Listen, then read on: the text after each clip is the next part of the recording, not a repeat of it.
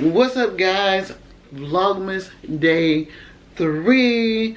So I talked a little bit about how I want to go into 2020. Oh my goodness, y'all, we got less than 30 days before we in 2020. And I talked about wanting to lose some weight. Y'all, let me show y'all what I'm working with. Hold up. Alright, y'all, so my tripod is a little short, but I stood up to show you some problem areas that I plan on working on and how I plan on working on them. So let me adjust this. These are my problem areas that in 2020 I am going to have total control over. One is this. Y'all, I don't like this at all. Not at all. And what remedy do I have for this? I'm going to work out or go walking with the, and y'all, I haven't worn this. I don't know why. I bought this like over a year ago. It's called Miss Belt. I'm going to go walking in this. Remember I said I was going to try to go walking. So, this is how Miss Belt will snatch your waist. You put it on like this.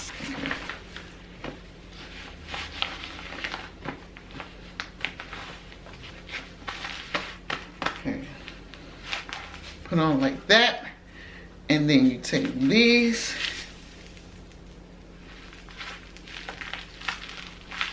woo. Look at it. Miss Belt will snatch your waists. So this is what I'm gonna go walking in.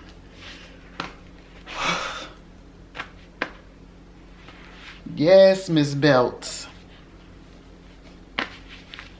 Okay, so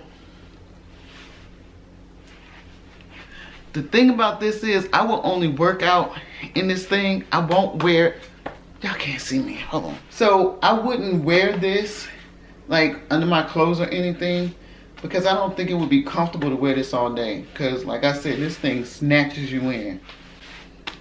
Yeah, Miss Belt and me gonna work it out. What I'm gonna do is start journaling my progress.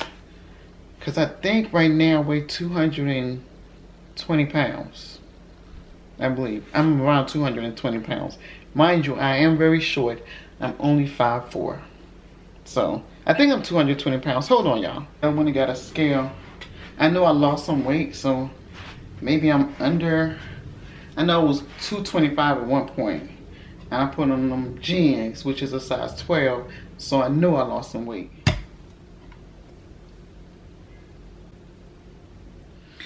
Y'all saw that? 218 pounds. Y'all got some work to do.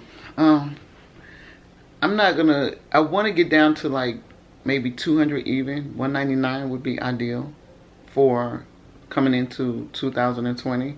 By my birthday though, I would love to be like 180. I don't want to get below 180. 180 puts me in a size 8. So I don't want to get below a size 8. Actually, I want to get below a size 10. So whatever that is for me, that would be good. Yeah. Wow, 218. These are not 226, 225. Anyway, so I ended the last vlog talking about my ex-best friend. And basically friendships and how those connections are formed and born, and in my case dissolved. So let me tell y'all about my ex-best friend. I actually ghosted her last year. Somebody gonna say, well, why did you just stop talking to her? At my age, I don't have the patience, time, or tolerance to keep telling you how your behavior is making me feel. If I have to keep saying I don't like that, please don't do that, that makes me uncomfortable, that hurts my feelings. If I'm saying that to you more than once throughout our relationship, I'll tell you once, remind you twice, the third time I'm done. And this girl has had plenty of opportunities. I've ignored a lot of things. You know, just tempting to give somebody the benefit of their doubt. And there is no true benefit in that doubt. So the last incident, which is the straw that broke the camel's back, last year she came down for a week during the summer, and everything went fine. She went back home. She didn't call me for a while, and then she did call me. We talked an hour about her. Normally the conversations were geared towards what was going on with her, and I was fine with that. She called complaining about her job. At this point, I had quit my job. I was like, oh, it's a little bit insensitive, but that's just her. Now, anytime you say that's just who they are, you're co-signing for that behavior. You're accepting the treatment. When you say, oh, that's just how they are, that's you co-signing and agreeing to the mistreatment. For real. So I had to learn to say, you know what? No, that's not just... I'm not going to accept just your behavior towards me when you wouldn't accept the same behavior if it was done to you. Anyway, so around this time last year, I think it was October, after her birthday, I guess she was on one of these dating sites. I don't know if it was Plenty of Fish or Tinder or one of these dating sites that she frequently goes on, and she is single and has been single since 2006. So this is what happened. I was at the gym working out with my daughter. She called me. She said, hey, doesn't Shane have a goatee and a mustache? I was like, yeah. And she said, okay. And I got ready to ask her what's going on, and she just hung up. And I was like, now that's weird. But I was on the elliptical and listening to my music, and I was like, why? And I kept going over my head. Why would she call me and ask me about him but not elaborate on what's going on? I was like, whatever. So I'm on the elliptical. I get off. I tell my daughter what's going on. My daughter was like, why would she do that? I was like, I don't know. And then I thought, oh, Shane is traveling. She on those websites. I guarantee you she thinks he on one of them websites that she be on. Now I know Shane. Shane not going to be on no dating website. That's just not how he operates. I've been knowing him since he was 23. That's just not how he operates. But anyway, so the next day, she texts me a picture of this guy, and then under the picture it says, call me. I'm like, okay, well, maybe I see the picture and I'm thinking, well, maybe she thinking, hey, this guy looks like Shane. This guy that I'm interested looks like him. Look how much they look alike. That's what I'm thinking when I see the picture. I'm like, oh, okay. But he was darker than Shane. Shane is light skinned. This guy was like my complexion, or maybe between me and my daughter's complexion, and my daughter's a little lighter than me. So anyway, I'm looking at it and it just says call me. So I call her and I said, what's up?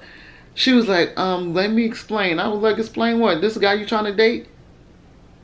And it just clicked. I was like, oh, she think this Shane.